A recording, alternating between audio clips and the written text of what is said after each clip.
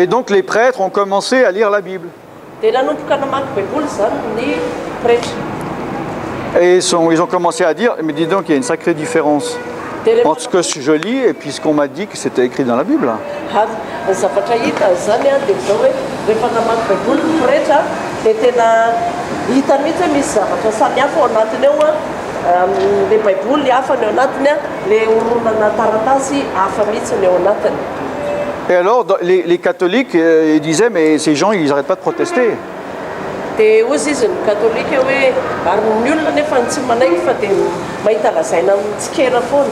Donc on les appelait les protestants. Dia natsoina hoe protestant zany a. Amen. Le olona le manao. Donc ils ont été mis en dehors, ils ont été jetés en dehors de l'église catholique. Dia izy ireo zany dia navoaka tamin'ny église catholique.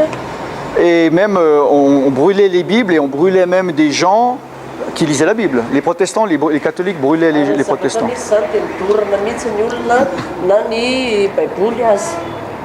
Hein, en France, ils faisaient la chasse. C'est pour ça que les protestants, ils se sont réfugiés. Par exemple, la Suisse a ouvert les portes aux protestants. C'est pour ça que c'est un pays aussi béni.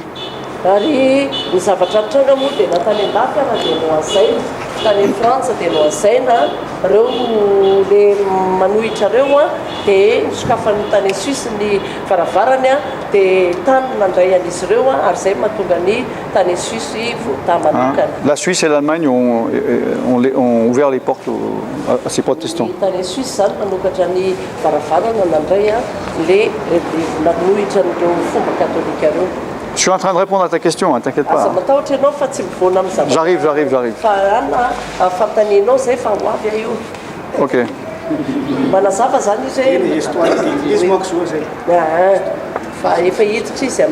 J'explique pour que tu comprennes. Tu vas comprendre à la fin.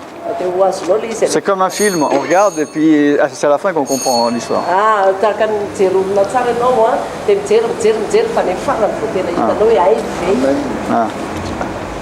Donc, ce qui s'est passé là, c'est pas un réveil, c'est une réforme. Zavatra nisy zany tsy izay akory no antsoina hoe fifazam-panahy fa izay dia atao hoe fomba fanamboarana fotsiny c'est important à comprendre. Zava-dehibe zany no tokony ahafantarantsika zany hoe tsy tena zay le avy amin'ny resaka ara-panahy fa zavatra namboarin'olombelona natsangana. Évidemment que l'Esprit de Dieu était là derrière. Il savait, l'Esprit de Dieu, qu'en inventant l'imprimerie, Dieu sait tout, oui. Évidemment. Mais ce n'était pas un réveil, c'est quand même différent. Marina fa tamin'ny fanamasina tamin'ny nanamboarana ny baiboly voalohany ary fantatra fanamasina hoe ny tenin'Andriamanitra io atota io kanefa tsy nanomboka teo hoe tamin'izany akory ny atao hoe fifazam-panahy. Évidemment que c'était inspiré par l'Esprit de Dieu, mais c'était intellectuellement qui comparait, mais évidemment qu'il y avait l'Esprit de Dieu là derrière. Marina fa hoe tsy araka ny fanahy akory nanolotsaina an'le olona nanao an'le baiboly a fa arakaraka ny zavatra ny hitany tao anatin'le horonana taratasy a dia mety hoe sainy no niasa tao a namoanana io fa tena marina dia ny fanamasina no nanolotsaina tao ambadik'io fanaovana io baiboly io. Mais maintenant, donc, ils étaient contre le système ecclésiastique que les catholiques avaient créé, puisqu'ils voyaient que c'était différent avec la Bible. Ary dia zava-misy amin'izao fotoana zao moa dia betsaka no manohitra ny fomba fampianaran'ny katolika satria mahafantatra tsara izy hoe tena samihafa ny ao anaty baiboly sy ny fombafomba ny katolika. Ils ont bien vu qu'il n'y avait pas de pape. Chez les catholiques, il y a les évêques.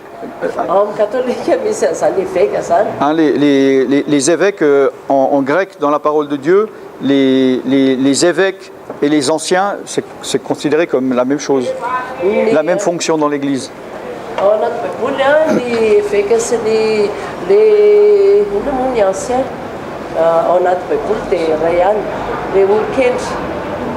Les anciens. Les anciens, les bon. Alors que dans le catholicisme, un évêque c'était responsable d'un diocèse ou de plusieurs églises comme régionales, si j'ose dire. Izany eveka zany dia tokony andraikitra amin'ny asan'Andriamanitra. Donc il y avait une hiérarchie internationale. Dia misy ambaratonga manerana zao tontolo. Mais ils ont lu que dans la Bible, un évêque, c'était quelqu'un de local dans l'église. Nefa ao anatin'ny baiboly zany eveka zany dia olona mitoetra ao anatin'ny fiangonana. Et donc il y avait des milliers de gens qui qui ont protesté, qui sont devenus protestants, qui ont lu, qui ont suivi la Bible. Dia teo anatrehan'izay dia marobe apitrisan'ilay olona izay nanohitra n'izany fomba rehetrarehetra zany dia nanaraka ny baiboly. Donc il y avait, en gros, c'était un des grands, c'était réformateur Luther. Non, Luther, pas Luther. Luther. Ny lehibe ngamba fadintsika lehibe tamin'izany voalohany indrindra le pretra miovavoa. D'où viennent les luthériens? Zay no natonga le hoe fiangonana luthérienne. Les luthériens, ils sont donc c'est pour ça qu'on voit qu'ils sont très proches de la liturgie catholique. Ary zay mahatonga antsika mahita hoe fomba amin'izareo luthérienne akaikikaiky kokoa amin'ny fombany. Ils ne se sont pas entièrement séparés de beaucoup de traditions catholiques. Tsy dia niala teo amin'ny fomba katolika loatra izy. C'est pour ça que, je ne sais pas ici, mais en Europe, une église luthérienne, à l'intérieur, c'est comme une église catholique. Je veux dire, il y a des vitraux, il y a des... Ok, voilà. Et bon, ils se mettent à genoux quand ils se mettent à genoux et tout ça, on baptise les enfants bébés. Bon, voilà. Alors, il y a des protestants qui se sont plus ou moins détachés de l'église catholique. Il y en a de un peu, il y en a de beaucoup. Dia nisy protestant zany miala tao anatin'ireny fiangonana katolika ireny ao anatin'ny sasany kelikely ao anatin'ny sasany be dia be. Mais justement, alors, c'est bien d'être sorti de l'église catholique, mais là, ils se disaient, bon, ben, il faut qu'on retrouve un système quand même viable. Tsara ny alana tao anatin'ny fiangonana katolika kanefa tokony mahita zavatra hoe tena azo antoka tsara, mampitotra tsara. Et donc, plus ou moins, Luther a donné la responsabilité à une personne qui s'appelle Calvin. Dia zava-nisy dia Luther nampita ny andraikitra zanany andraikitra tamin'ilay olona anankiray antsoina hoe Calvin. Et Calvin, il avait la responsabilité rapidement de trouver un système qui fonctionne, mais qui ne soit pas comme le système catholique. Ary ny andraikitr'ilay Calvin zay zany dia zao hoe tokony hitady fomba aingakaingana izy mba hitsangana n'ilay tena hoe rafitra sy fomba izay tsy mitovy mihitsy amin'ny ataon'ny katolika. Et alors, donc, tout le système protestant, évangélique, pentecôtiste, etc., il est basé sur Calvin.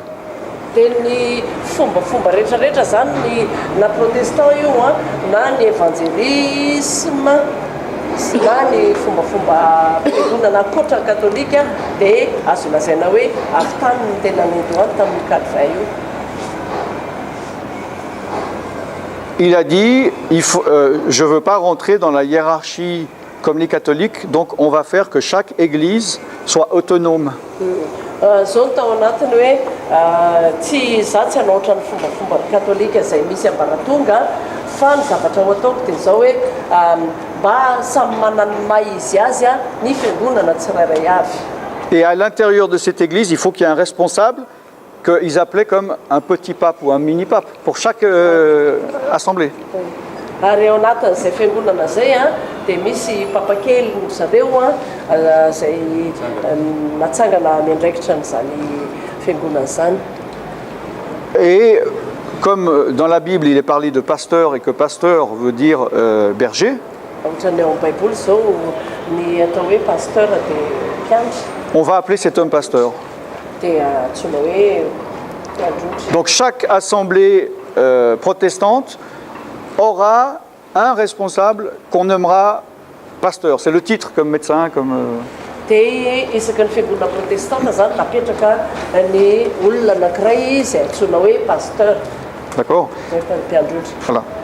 Et donc c'est viable, ça fait 400 ans que ça dure. Ary azo antoka hoe mandeha tsara le izy, miaina tsara, mivelona tsara satria efa efajato taona zay zavatra. On a fêté il y a 2-3 ans les 400 ans de Calvin. Les évangéliques, ils ont célébré Calvin. Efajato taona. Ny Calvin efa maty fa nisy fotoana tompatsiarovana ho an'ny Calvin izay nanangana zany fiangonana rehetra zany eran'izao tontolo izao. Alors, Pour moi, personnellement, Calvin, il a fait une erreur là.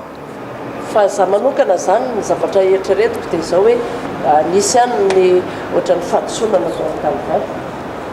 Pour moi, il n'a pas été sonder les Écritures pour établir l'ordre de l'Église comme il est écrit dans la Bible. Merci. Ny zavatra ho ahy manokana zany dia izao hoe tsy tena nandinika tsara tao anatin'ny baiboly izy teo anatrehany fananganany an'ilay hoe rafitra sy fandaminana fananganana an'ilay fiangonana rehetra. D'accord.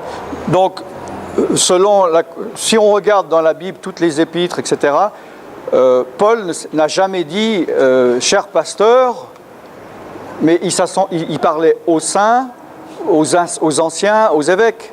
Dia rehefa hitantsika tsara no anaty baiboly eo Paoly apôstôly rehefa manoratra tsy miteny mihitsy hoe ho anareo paster fa ozy hoe ho an'ny olo-masina ho an'ny olona sisisy tsisy mihitsy hoe ho anareo paster rehefa ohatra ka miresaka rehefa manoratra izy eo anatin'ny baiboly. Et même Paul a dit dans 1 Corinthiens 12, dans l'Église, il y a tout d'abord, il a donné l'ordre, l'apôtre, 1, 2, le prophète, 3, l'enseignant. Ary tao anatin'ny fampianaran'ny Paoly ara ao Korintsiana voalohany toko faharoa ambin'ny folo dia ozy izy hoe ao anatin'ny fiangonana ozy izy anankitelo no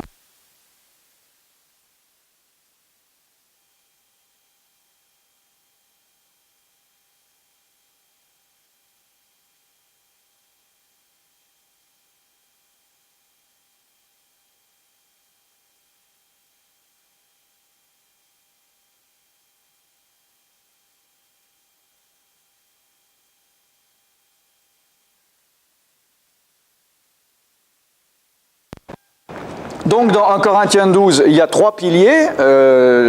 D'abord l'apôtre, ensuite le prophète, ensuite l'enseignant. Et vous voyez, dans ces 3 piliers, il n'y a même pas le pasteur et l'évangéliste. Hitantsika tao amin'ilay rafitra natsangana misy zavatra telo voalaza teo hoe apôstôly, mpaminany, mpampianatra, tsisy resaka momba ny pasteur mihitsy eo na le mpianatra. D'accord. Donc, selon ma compréhension, Calvin, il a pris le mot pasteur simplement comme titre.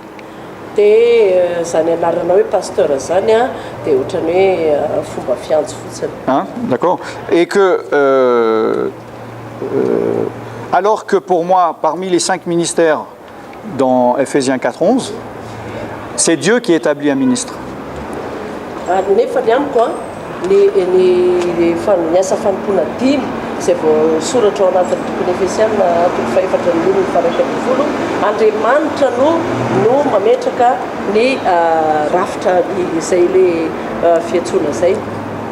Pour moi, avoir un ministère de ces 5 ministères, donc apôtre, prophète, évangéliste, pasteur et docteur dans Ephésiens 4:11, on ne peut pas s'auto-proclamer ou s'établir soi-même.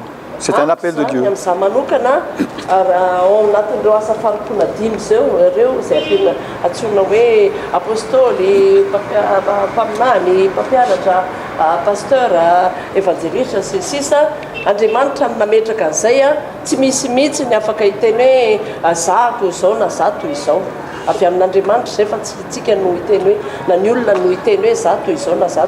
Alors que maintenant, dans la tradition protestante, les gens, ils choisissent, voilà, ils ont 20 ans. Alors qu'est-ce que je vais faire? Apôtre, je vais faire pasteur, prophète, quelle école je vais faire?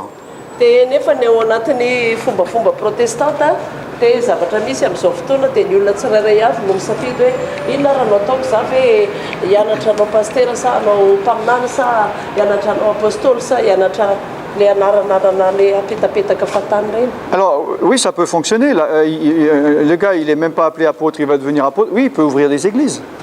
Eny indraindray le izy ohatrany hoe hita hoe ohatran'iny fa misy fiangonana mitsangana arakaraka izay tiany iantsoana azy. Il n'est pas évangéliste, il dit je vais évangéliser. Oui, il y a des âmes qui vont venir à Dieu. Izy tsy natsoina mpitovy filazantsara dia lasa izy mandeha mpitovy filazantsara. Il se dit olona ihany mety ho avy. je vais, etc., etc., d'accord? Mais ce n'aura pas... C'est humain, c'est charnel, ce n'est pas spirituel. Aranofo zany fa tsy ara-panahy magnolobelona fotsiny zany. Ça porte des petits fruits humains. Vokatra kely fotsiny tsy maintsy ho hita eo anatrehan'izay. D'accord. Donc, pour moi, le problème, c'est que Calvin, il a galvaudé, il a corrompu le nom de pasteur. Amiko zany a, za manokana, dia Calvin zany tena ohatran'ny hoe nanimba mihitsy le anarana hoe mampitandrina. On va lire dans Ephésiens 4, 10, à partir du verset 10 jusqu'à 15, si quelqu'un peut lire. Afa vakitsika zany Efesiana toko faefatra manomboka amin'ny andininy fafolo ka hatramin'ny andininy fadimy ambin'ny folo.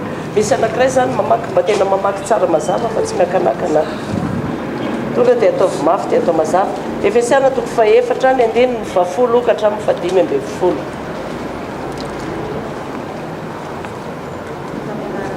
Mafimafy. Izay midina dia izy koa mbola miakatra any amin'ny lanitra rehetra, hamenony ny zavatra rehetra. Ary izy no nanome ny sasany ho apôstôly, ary ny sasany ho mpaminany, ary ny sasany ho evanjelistra, ary ny sasany ho mpiandry sy mpampianatra, ny fanatanterahana ny olona masina, ho amin'ny asany fanompoana amin'ny fiangonana, ho amin'ny fampandrosoana ny tenany Kristy, mahatongatsika rehetra ho amin'ny firaisan'ny finoana sy ny fahalalana tsara ny zanak'Andriamanitra ka ho lehilahy lehibe mahatratra ny ohatry fahafianana Kristy mba tsy ho zaza intsony isika ka ahilangilany sy ampitrambolamboleny ny rivotra ny fampianarana samy hafa rehetra amin'ny sepetsy ataon'olona sy ny fiendreny tanteraka ny hevitry ny famitahana fa mba anaraka ny marina amin'ny fitiavana ka hitombo amin'ny zavatra rehetra ho amin'izay loha dia Kristy. Même 16. Enina ambin'ny folo koa. Izy ny tombony tena rehetra izay akambana sy ampiraisina tsara noho ny fifanton'ny isantoniny araka ny fiasan'izay rehetra momba azy amin'izay mety ho anjara asany afaka hampandrosoany ny tenany amin'ny fitiavana. Amen. Donc, on voit au verset 10, donc celui qui est descendu, bon, c'est Christ, c'est Dieu, c'est lui qui a donné les uns comme apôtres, etc. Donc, c'est Dieu qui a établi. Tatsika zany amin'ny andininy fafolo hoe ilay nidina tsy izy fa Jesosy Kristy ilay niakatra, izy zany a no nanangana nametraka ny zavatra rehetra. Je ne peux pas m'établir évangéliste, pasteur ou apôtre ou prophète. Tsy za mihitsy ny andeha anandra-tena na hametraka ny tenako hoe za évangéliste na za apôstôly na za toy izao. Je peux aspirer, je peux dire, ah ben Seigneur, à choisir, je préfère être ceci, cela, mais après c'est Dieu qui tranche. Mety hoe mba mety mitsiriritra an'izany hoe za tompo mba te ho zao na te ho zao na te ho zao fa Andriamanitra ihany no tena tompon'izay zavatra ihany maneho amamy. On voit que ces 5 ministères ont été établis pour le perfectionnement des saints, pour l'édification du corps de Christ. Hitantsika fa reo asa fanompoana dimy reo a dia natsangano araka le andininy faharoa ambin'ny folo no toyny. Donc chacun a une fonction particulière. Tsirairay zany dia manana ny asa ny andraikiny manokana mihitsy. Et pasteur, il s'occupe des âmes. Ny mpitandrina mpiandry a dia mikarakara ny fanahin'olona. Mais comme je disais, on voit que selon les épîtres, la présentation, je ne sais pas si vous êtes d'accord, mais Paul il s'adresse toujours aux anciens, aux diacres et aux disciples. Raha zavatra hitantsika teo nambarako taminareo teo fa Paul apôstôly rehefa besaka dia zavatra teneniny foana hoe ho anareo dekôna na ho anareo olona ho anareo tsy miresaka mpitandro izy fa miresaka ho anareo le ohatrany hoe fiangonana amin'ny ankapobeny le tompony andraikitra daholo. Amen. Donc n'importe quel ministre, pour moi, peut prêcher la parole de Dieu. Amiko a dikan'izay zany dia hoe niza manana ministère manana asa fanompoana afaka mitoro ny tenin'Andriamanitra. Peut faire des messages d'édification ou d'enseignement. Afaka manome afaka mitory izy a manome afatra momba ny fananganana fampiorenana izy. Mais je dirais quelque part, c'est pas obligatoire. kanefa zany zavatra zany tsy hoe voatery tsy maintsy ho izay. Moi, par exemple, je pourrais passer toute ma vie à faire quelque chose et puis je vais prêcher 3 fois dans ma vie s'il y a beaucoup d'autres personnes qui prêchent. Ohatra hoe anatin'ny fiainako manontolo iteo a mitolo nefa misy zavatra hafa ny tokony ataony fa hafa ny lehibe ny tokony tozy. Et le problème donc, avec Calvin, c'est qu'il a établi une personne qu'il a appelée pasteur et qu'il n'y a que ce pasteur qui prêche dans cette église, par Ary exemple. ny olona nefa eo anatrehizay dia zao hoe tao anatin'ny fiangonana anankiray a i Calvin zany rehefa nametraka an'le hoe mpitandrina dia tsy misy efa tsy inorery ihany amin'ny mampitandrina azy ny mahazo mitory mahazo manana andraikitra mahazo mitory eo anatin'ny fiangonana io. Donc bon, au niveau doctrinal, après, il y a eu des divisions. C'est pour ça qu'il y a beaucoup de dénominations. Il y a les évangéliques, les charismatiques, les pentecôtistes. Ary teo anatrehizay mahatonga an'le eo anatrehan'le fampianarana sisa sy le fomba fitondrana asan'Andriamanitra mahatonga an'le misy fisarana dia lasa misy karazanarana ampiangonana sisa. Amen. Donc, dans ces systèmes-là, le pasteur va dire, il n'y a que moi qui ai l'autorité. Dia eo anatrehan'izany fomba zany a zany rafitra napetraka zany dia pastera no mieritreritra hoe izy ny tena tompo-pahefana anatin'ny fiangonana. Et au lieu que ça soit une responsabilité collégiale des anciens, il y a un homme qui va même qui dit aux anciens qu'est-ce qu'il faut faire. Ary na dia eo anatrehan'le atao hoe efa olona antom-panahy azy dia mieritreritra izy hoe za ihany ny baiko an'ireo ary izay avy amiko ihany no tena izy fa ireo olona antom-panahy rehetra ireo tsy maintsy manaraka mibaiko manaraka manaiky daholo. Alors moi je faisais partie d'une église où moi j'étais évangéliste, puis une fois il y a quelqu'un qui est venu à Jésus par moi. Et puis, je n'avais pas d'endroit pour baptiser, je l'ai amené à l'église. Puis j'ai dit au pasteur, il y avait un baptême, j'ai dit, on va la baptiser. Mais le pasteur a dit, non, ici c'est mon église, il n'y a que moi qui baptise. Toi, reste là et regarde. La sœur, elle pleurait. Dia nisy zavatra nitrangako izao ohatra hoe nisy olona zany nandray ny famonjena tamin'ny alalako a satria za evanjelista dia nisy olona mba fantatro mpanompon'Andriamanitra tompony andraikitra anatin'le fiangonana izy a dia zavatra nisy a netiko tany zany le olona izay nanolo tena ho an'i Jesosy dia mba nengavy a nangataka taminy hoe za tsy manana fiangonana fa anao izy mba hoentina atao batisa ao anatin'ny fiangonana anao satria ianao manana toerana anaovana an'izany. Dia zao no nataony le tompony andraikitra hoe zany any fiangonana zany tompony andraikitra ao a ianao tsy mahazo miandraikitra ninona fa mitazana mipetraka ery ianao dia mitazana fotsiny fa za ihany manao an'izay. Parce qu'en Occident, la plupart des églises ne reconnaissent que les pasteurs, ne reconnaissent pas les autres ministères. Ils reconnaissent pas, ils reconnaissent pas les évangélistes, c'est pas un ministère. Les prophètes, c'est pas un ministère. Satria any amin'ny tany andrefana any amin'ny faritra andrefan'ny zao tontolo zao zany asa fanompoana dimy zany le sasany reny hoe évangéliste mpaminany sisa izy tsy manaiky an'izany tsy manaiky ny fisiany zany. Donc en Occident, si tu dis est-ce que je peux venir prêcher dans votre église et il dit t'es pasteur? Non, je suis évangéliste, ben, retourne dans la rue et va parler aux gens. Dia any zany any amin'ny tany any amin'ny européenne sy sisa iny zany rehefa ohatra zany ianao ka hoe hitory anatin'ny fiangonana ny hafa dia antaniny aloha hoe ianao ve aloha mpitandrina mitondra fiangonana dia hoe za évangéliste dia ozy izy hoe da nampiverina any amoron-dalana fa any ianao mitory filazantsara nanjaranao. Alors que dit la parole de Dieu? Il a donné les ministères pour le perfectionnement des saints. Kanefa inona no ambaran'ny soratra masina? Nambaran'ny soratra masina dia menina asa fanompoana dimy mba amolavolana ny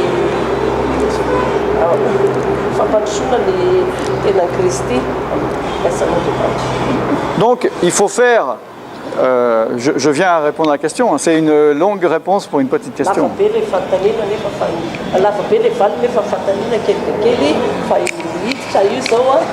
Mais c'était une question intéressante donc.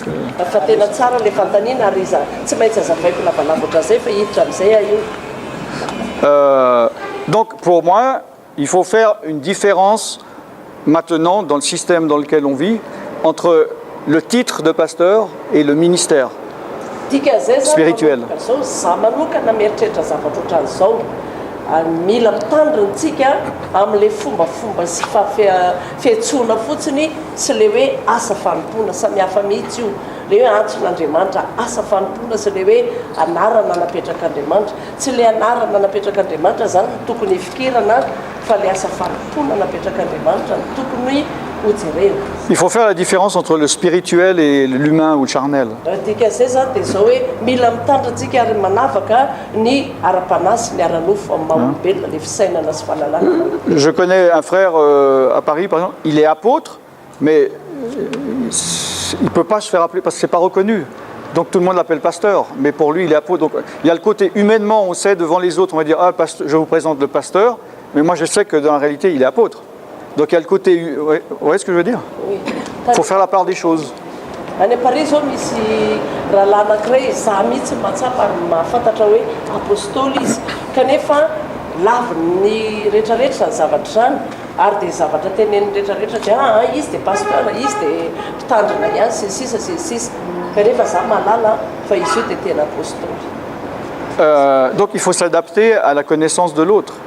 Dikan'izay zany ianao mila mamantatra sy mahafantatra ary manaiky ny mombamomba n'le antson'Andriamanitra eo anatrehan'ny hafa amin'ny asa fanompoana. Parce qu'avec ce système, un nouveau converti qui ne connaît rien, au bout de 3 semaines, il a compris qu'il n'y a qu'un pasteur, il n'y a que lui, on l'enseigne comme ça. Et donc, après, si on dit bonjour, vous êtes pasteur? Non, je suis évangéliste. Ah, ok.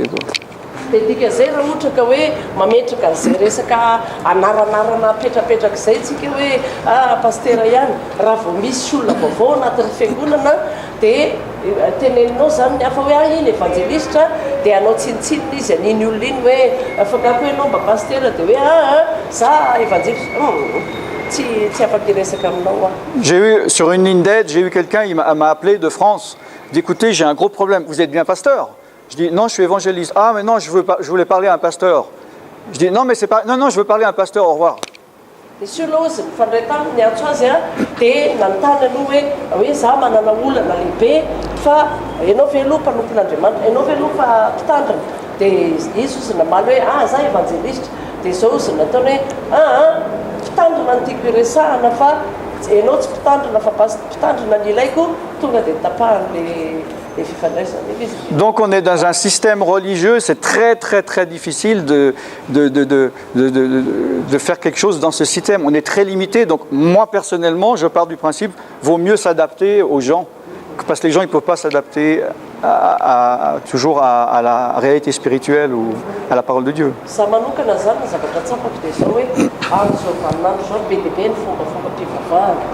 Ary zany fombafomba-pivavahana zany mandrava sy manakorotana ny asan'Andriamanitra maro dia za zany raha za manokana dia zao hoe aleotsika tena miezaka mihitsitsika miditra sy miserasera amin'ny resaka tena ara-panahy eo anatrehan'ny asa fanompoana fa le resaka le ivelany rehetra sy fombafomba rehetra tsy izay zava-dehibe. Moi pendant des années j'ai pas voulu qu'on m'appelle pasteur parce que je suis fier d'être évangéliste. Za nandritra ny taona maro dia tena ndrehare mihitsy hoe évangéliste nandritra taona maro tsy tiako mihitsy zany antsona pasteur zany moi aussi jusqu'à maintenant. Oui, mais par exemple ils m'ont invité dans une église brésilienne, puis au moment de manger il y avait une sœur, elle me dit vous voulez quelque chose pasteur? Et je disais je suis pas pasteur, je suis évangéliste. Ok pasteur, comme vous voulez. Dia tany Brésil nisakafo tao anaty tokantrano iray dia teo am-pisakafoanana dia nanontany nisy nabavy anankiray nanontany hoe misy zavatra ilainao ve pasteur dia za teny hoe za tsy pasteur fa évangéliste dia ozy izy le ravavy hoe c'est tianao ihany. Donc chaque fois il disait pasteur, puis je disais non je ne suis pas pasteur. Au bout d'un moment il me disait pasteur, je dis oui quoi, qu'est-ce qu'il y a? Parce que j'en ai marre de combattre.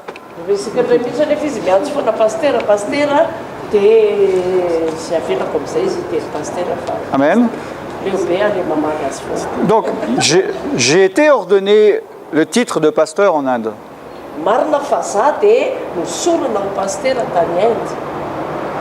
Donc officiellement pour le système religieux, ils sont contents, j'ai un diplôme que je peux leur montrer. resaka hoe resaka fa maram-piangonana dia faly zareo dia manana diplôme manana certificat miaraka zany azoko aseho. Mais Dieu connaît la réalité spirituelle. Fa Andriamanitra mahafantatra ny tena tontolo ara-panahy tsirairay avy. Vous comprenez ce que je veux dire? Bon, alors, par rapport à la question, est-ce que tu peux ordonner n'importe qui? C'est délicat. Peut-être, ça dépend dans quel milieu tu es. Araka le fataninao zany hoe rehefa misy antsoina hoe paster ave dia zay tsirairay araka zay toerana namola volana sy nisy anao a dia sarosarotra zay zavatra e fa tena marina fehezany le teny teo zany hoe tsika zany a tsy miditra amin'le fombafomba ivelany sy le fitenenana ivelany sasa zao milaza révérend hoe tsy hainona ndraiky olo manaraka e hoe milaza ny tena noho izao sy izao hoe tsisy tika daholo reny rehetrarehetra reny fa le ara-panahy mihitsy a le antson'Andriamanitra mihitsy ny tena zava-dehibe zay zany raha fitinina ny zava-dehibe. Il faut tout faire pour le bien commun des autres. Zava-dehibe dia tokony ianao a hieritreritra foana zay mahasoa ny hafa. Donc, si toi tu es prophète, mais que tu es un des responsables de l'Église et qu'un chrétien, dans sa conscience, il ne considère pas le prophète, et il dit il faut absolument que je vous parle, est-ce que vous êtes pasteur? Autant dire oui, c'est pas du mensonge, vous comprenez ce que je veux dire? Je ne sais pas comment expliquer, mais.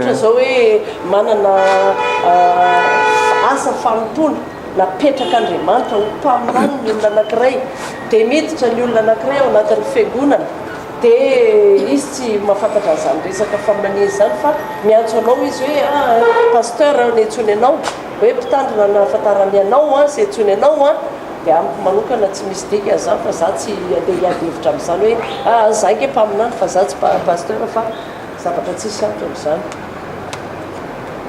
C'était pas trop court la réponse? Deuxième question. Ouf. Ok. Oui. En français, hein? En français. Fanontaniana faharoa hoe nisy zavatra tsapako manko tamin'ny sabotsy dia misy taona zany lavy télé. J'ai senti quelque chose quand j'étais tombée. Il a eu une vision. Oui, dites. Fahitana injery zazavavy kely. Il y avait une petite fille qui courait après lui. Et il s'enfuit. Ah, c'est pour ça que vous... Ouais.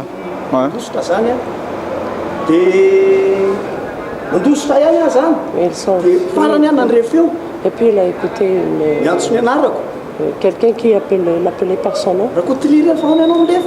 Raconte-moi, pourquoi vous vous enfuyez? Et il s'est retourné quand il a regardé la petite fille.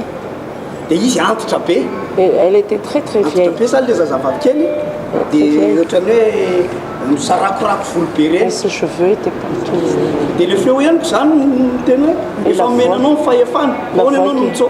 la voix qu'il a entendue a dit qu'on vous a donné l'autorité, pourquoi vous vous êtes enfui. Et puis il a chassé l'esprit mauvais. Amen. Lasa zany le fanaratsy parti. Dia za zao avy eo zany nanontany tompo hoe fanahy iny manenjika azy. J'ai entendu Seigneur, pourquoi, c'est quoi comme esprit, pourquoi il court après moi? Fanan'Andriamanitra misy zany namaly hoe fanahy Jézébel iny manenjika anao. Le Saint-Esprit lui aurait répondu que c'est l'esprit de Jézébel. Jézabel? Oui, qu'il ne l'aimait pas. Fanahy Jézébel iny tsy tianao iny. Oui. Ary tsy tia ny asan'Andriamanitra ataonareo. Il n'aime pas l'œuvre de Dieu que vous faites. Oui.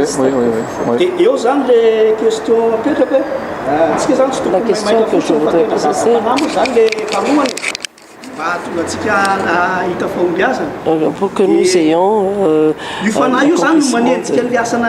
il y a un esprit mauvais qui est après le ministère de Dieu, l'esprit de Jézabel.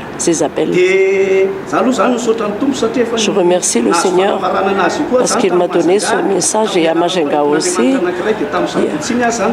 Et À Majengai, il y avait déjà un serviteur de Dieu qui m'a prévenu de ça. Et samedi, ça a été confirmé. Il n'a même pas dit ça à sa femme. L'esprit de Jézabel n'aime pas le ministère de Dieu et n'aime pas les serviteurs de Dieu. Ce sont les deux choses qu'on lui a révélées, l'esprit de Jézabel. Et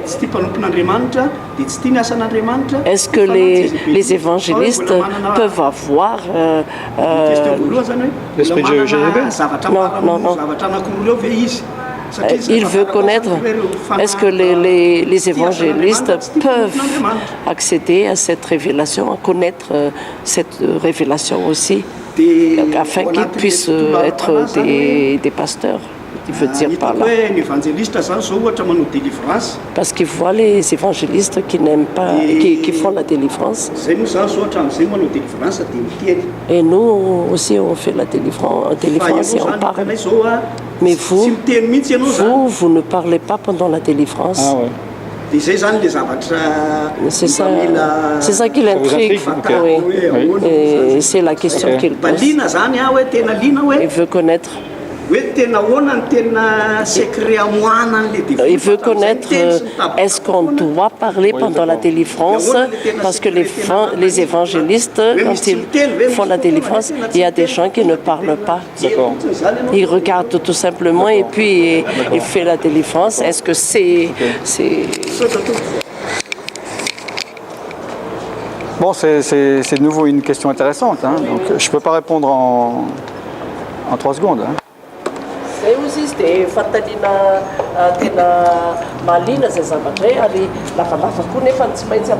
Parce qu'il y a plusieurs questions. Il y a Jézabel, il y a chasser les démons suivants. Bon.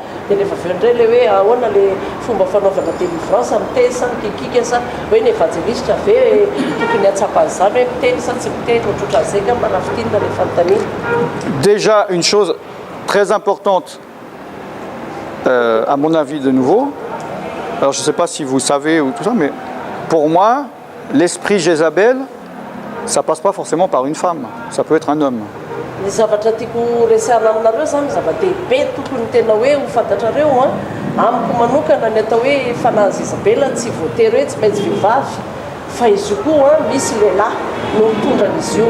Vous savez ça ou pas?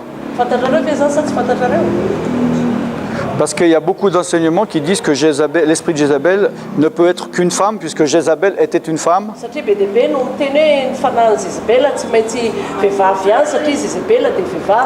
Mais un esprit peut passer par n'importe qui.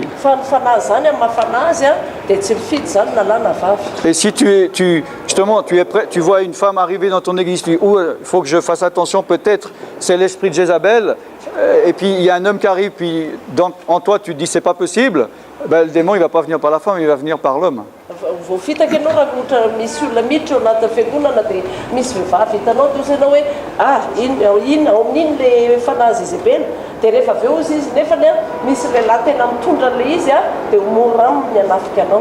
C'est comme esprit de séduction, si tu dis il faut faire attention aux femmes, ils vont peut-être passer par un homme et puis tu vas même pas arriver parce que tu prends pas garde.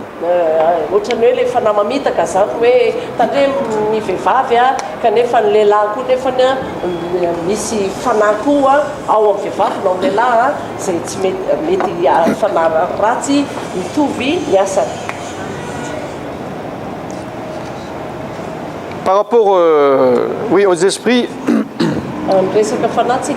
il y a 2-3 jours, j'ai eu un songe aussi.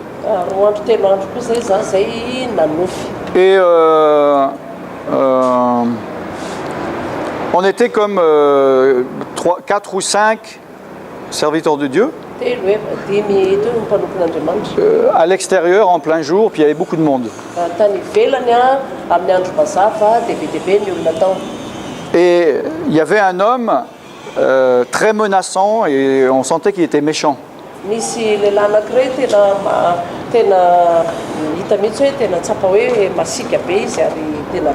Et il parlait avec autorité.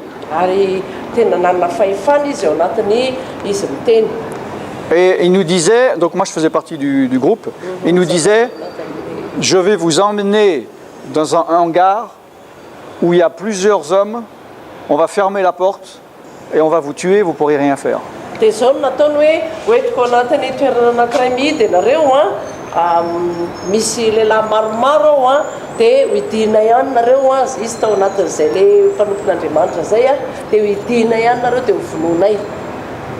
Et il est tellement convaincant qu'on avait peur, on était sous son influence, sous son emprise. Ary tena ohatrany natahotra zay satria ohatrany hoe tena ohatrany tamin'ny fahefana be mihitsy no nanaovany an'izay fanambarana zay. Et il y a un moment donné, je regardais, je me disais, oui mais là on est dehors, il y a plein de gens, je peux demander du secours, lui dire, mais là on n'est pas dans le hangar, fermé à clé avec des hommes, donc pourquoi je me laisse influencer? Dia nieritreritra nisy fotoana dia teny hoe dia nieritreritra hoe eto anatin'ireto olona marobe reto ve za tsy afaka hiantso vonjeo fa ahoana zany tsy mbola ao anatin'le toerana voatokana hoe voahidy na ohatran'izany ka ahoana ny anaiko vonoina. C'est comme si l'homme, tout d'un coup, il faisait... Non, mais pense pas à ça. Écoute ce que je suis en train de te dire et sens la menace qu'il y a et la réalité de cette menace. Dia ny olona io zany nefany no niteny hoe izay zavatra teneniko anao hoe nono dia oka ho tsapanao fa zavatra tena tsy vazivazy zavatra resahako anao fa esory zany eritreritra hoe misy olona be dia be. Mais le Seigneur, c'est comme si il m'a fait prendre conscience qu'on n'était pas encore dans ce hangar.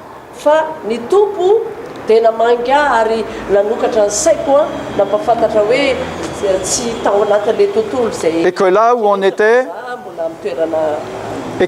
était, il pouvait rien faire parce qu'on était dehors et qu'il y avait beaucoup de monde et qu'il était seul. Ary izy rery teo amin'le toerana zay nisy an'izay hoe fahitana zay ka tsisy ninina azo natao satria be dia be le olona naratrika teo. Donc j'ai pris autorité, j'ai dit non, je ne veux pas, il est parti. Raisiko ny fahefana dia niteneniko hoe za tsy mila, za tsy manaiky dia lasa izy. Amen. C'est comme si le Seigneur disait que le diable, il n'est pas si puissant que ça. Dika zay zany ny tompo ampitaina dia zao hoe tsy mahery manahoana ny devoly. Si on se laisse prendre captif parce qu'on le croit à ses paroles, oui, il va réussir à nous enfermer ou à nous tuer. Oui, oui. Raha ohatra ka manaiky azy tsika, matahotra azy tsika, dia eny afaka mono antsika izy. Mais si on ne se laisse pas hypnotiser par lui et qu'on réalise la réalité, on lui dit qu'il part, il doit partir. Raha ohatra ka misokatra tsara ny sainao fa tsy manaiky mihitsy ianao hoe tafalatsaka ao anatin'le fandrika velariny dia ampiasainao ny fahefanao roanao izy tsy maintsy lasa izy. Donc le diable, il veut nous faire croire à sa réalité.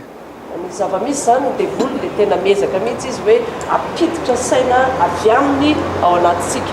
Mais c'est pour ça qu'il faut connaître et se rendre compte dans quelle réalité on est. Spirituellement.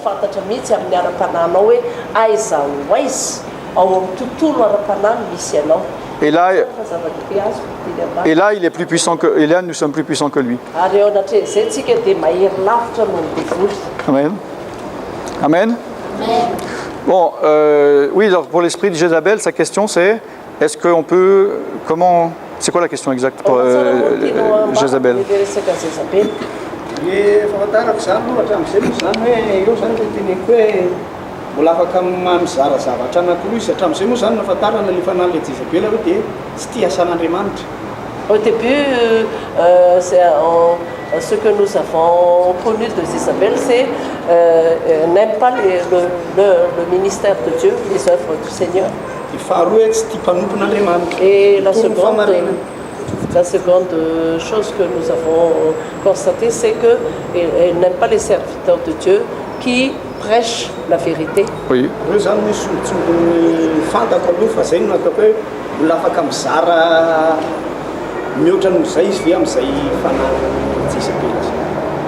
Et la question qu'il me pose, c'est que est-ce qu'il y a encore d'autres choses à part ce que j'ai dit, ouais, qui peut provenir de l'esprit de Jézabel? Bon, là, selon ma compréhension, la chose principale de Jézabel, c'est le contrôle.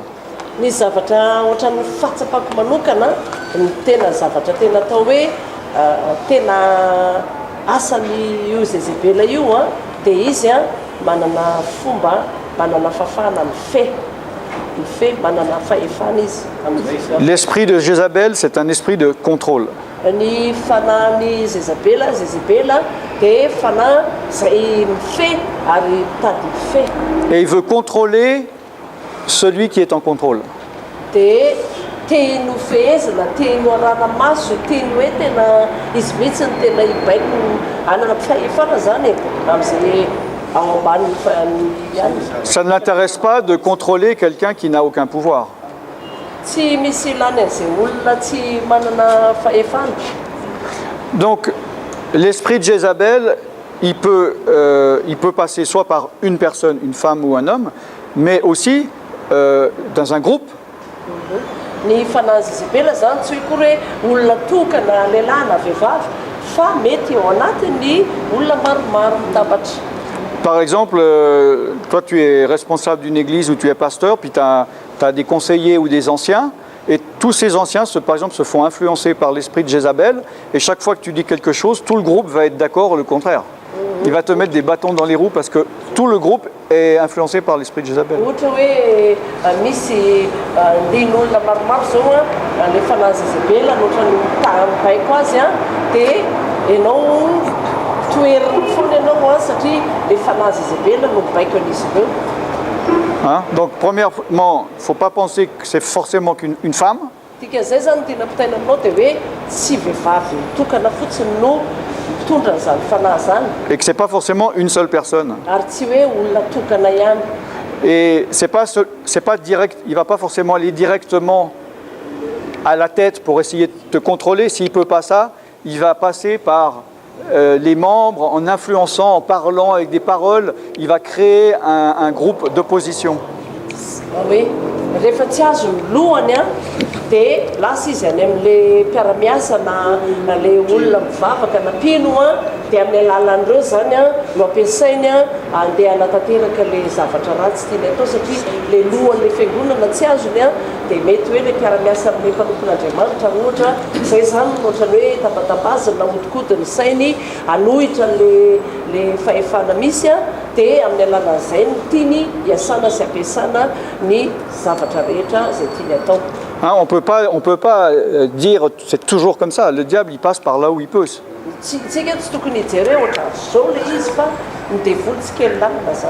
Parce que si toi tu es pasteur et tu dis ah l'esprit de Jézabel c'est une femme qui va venir me parler pour essayer de m'influencer, tu vas faire attention à ça et le diable il va jamais venir par là. Puis pendant ce temps que tu es en train de faire attention, il est en train de t'attaquer d'une autre manière.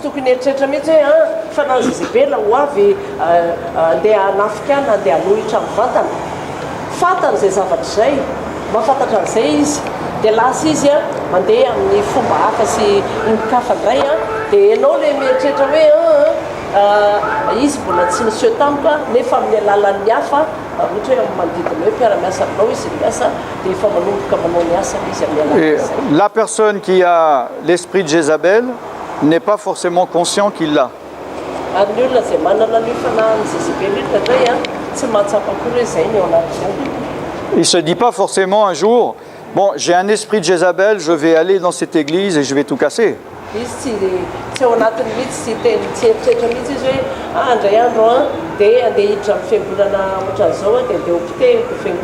Cette personne ou ce groupe peut être victime lui-même de l'esprit de Jézabel sans s'en rendre compte.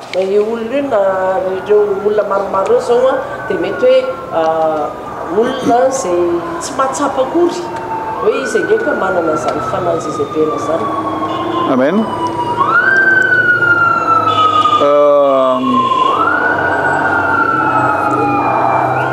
Qu'est-ce que je peux dire encore pour Jézabel? Et c'est pas forcément direct et visible. Elle peut travailler en dessous pendant de longs mois. Na hoe amin'ny fomba tonga dia mivantana no anehoany an'izany fanaratsy eo amin'izany misy eo amin'izany fa mety maharitra fotoana elaela. Et donc ça ne va pas se manifester jusqu'à un certain moment. Ary tsy iseho zany raha tsy tonga fotoana anankiray Alors peut-être que tout d'un coup, tu découvres qu'un ancien de ton église, tout d'un coup, il y a un esprit de Jézabel qui se manifeste que tu n'avais jamais vu parce qu'il dormait. Ou bien il est responsable du groupe de louanges, ou il a une responsabilité, puis tu dis, ah, comment c'est possible? Angambany amin'ny fotoana tsy ampoizina akory dia mieritreritra anao hoe izy anie tompona andraikitra amin'ny fitarika fédéral am-piangonana olona efa ela tamin'ny niara-miasa tamin'ny fanompoana mpiandraikitra mpiara-miasa sisisa tapitapika eo ianao dia gaga be ianao hoe ahoana izy ve dia manana ny fanahy Jézabel nefa mety amin'ny fomba tapitra ohatran'izay misy sehoiny izay zavatra izay amin'ny fomba tsy amin'ny fotoana tsy ampoizina.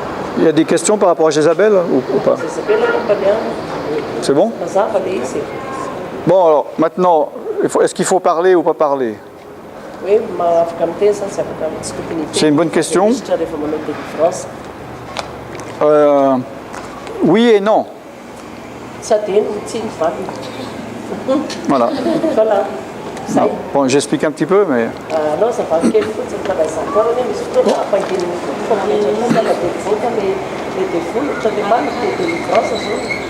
Comme hier, j'ai dit, la question est bonne, mais moi aussi, ça m'arrive de ne pas parler, oui. Ça m'arrive de... Oui. Comme hier, oui. Que j'ai imposé, oui. j'ai rien dit, oui. Mais... Oui. Oui. Il a fait la délivrance. Oui. Alors,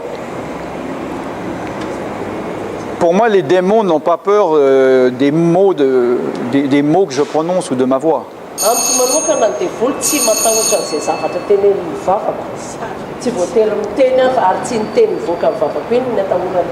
Hein, les démons n'ont pas peur des mots. Si un policier, il peut se mettre au milieu de la route et dire « Arrêtez-vous », la voiture s'arrête, mais moi qui ne suis pas policier, si je dis la même phrase, je me fais écraser. Donc ce n'est pas la phrase en elle-même, c'est l'autorité qu'on a.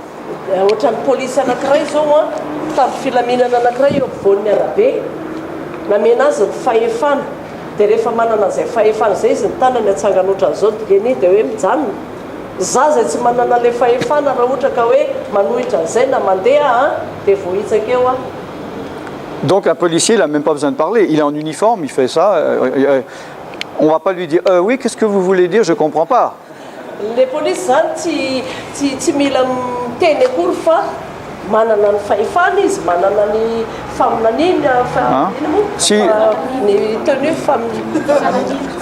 fanamina izy dia tsy mila miteny akory izy. S'ils nous poursuivent et après ils disent pourquoi vous n'êtes pas arrêté? Ah mais vous avez rien dit, j'ai pas compris. Il veut dire hey, tu te fiches de moi. Bon.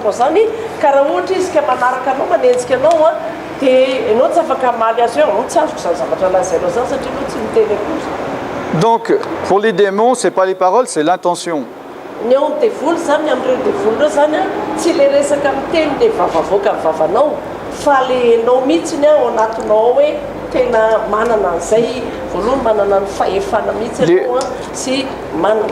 Les démons, ils connaissent chacun d'entre nous. Ils savent qui on est. On peut pas prétendre quelque chose devant les démons. Hein?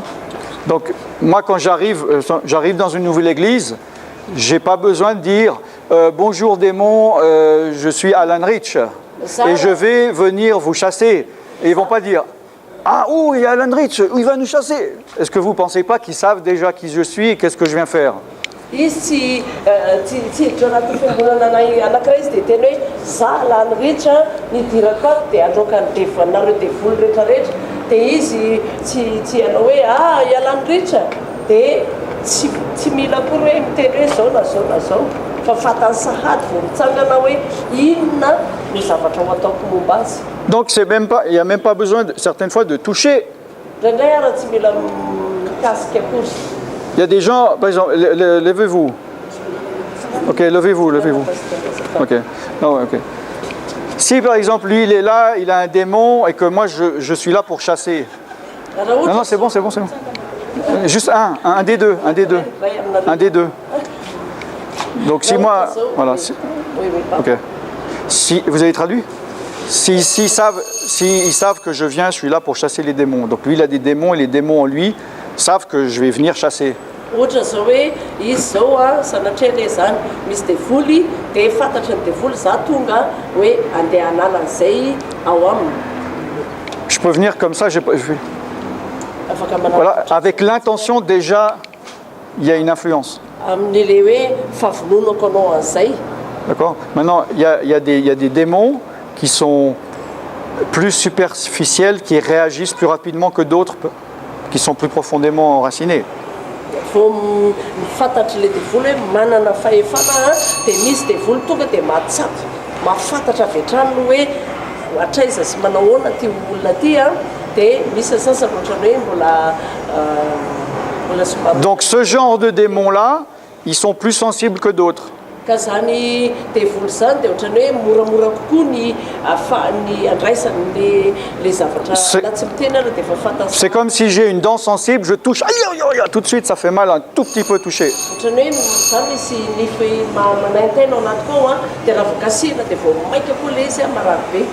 Donc c'est comme si, d'abord je vais dans un endroit, puis je peux m'approcher simplement des personnes comme ça, puis il peut y avoir des manifestations chez certaines personnes. C'est bon. Ohatra hoe mandeha any amin'ny toerana sasany azy zao na manatona fotsiny a vao mijery fotsiny tsy mikasika tsy maninona vao manatona fotsiny a dia le devoly eo amin'ilay olona tonga dia efa matahotra dia efa mety misy hetsika efa tao sady eo nefa za tsy mikasika azy akory.